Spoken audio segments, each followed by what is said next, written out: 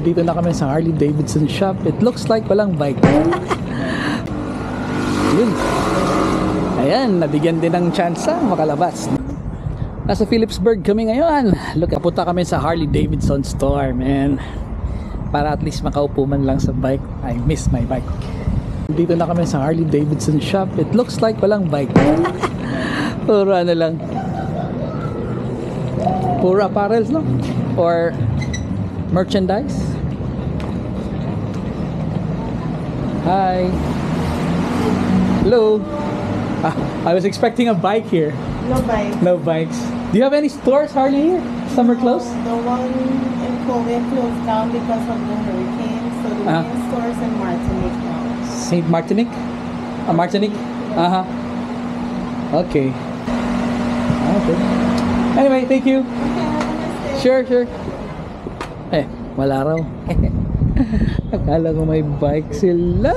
My God. Perfume. How much? Isa. So how much total? If I buy one, 50% less? Special, you know? That's right. So no we have a discount. special on everything else except Chanel. Why is it always like that? Because Chanel is special. Chanel, you know? Yes po, nang dahil nabigo kami sa Harley Davidson, we thought really na may bike doon. My God, so puro merchandise lang pala. Well, kung nasa barko pa kami, iniisip pa naman namin na makasampa kami sa Pan Am SP. Although, nasampahan ko ng Pan Am, si Chief Engineer pinaka-importante kasi nagbabalak na bumili to ng big bike pag-uwi. Diba?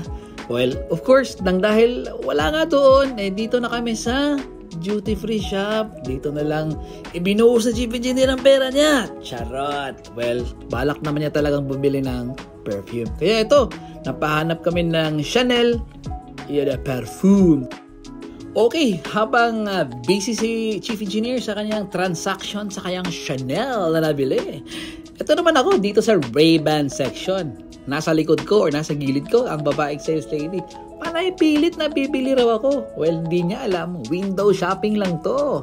Nakabili na tayo ng Ferrari edition last month na Ray-Ban. So, I really don't need na ng Ray-Ban. Well, lang dahil mahilig ako nga, ito, sinusubukan ko lang yung mga new colors ng Wayfarer nila. Well, wala tayong budget. So, wala. Window shopping lang talaga to. Mga brother, sa mga kabaro nating may biyahe rito, pag kayo nabiyahe rito ng linggo, kami dati hindi lumalabas.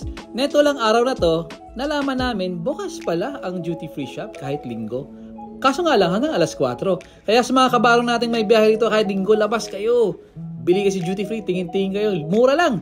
At the best thing is that libre ang dagat. Beach, maligo kayo. Maganda rito. Ha? Enjoy nyo lang. Yun lang po. Ciao!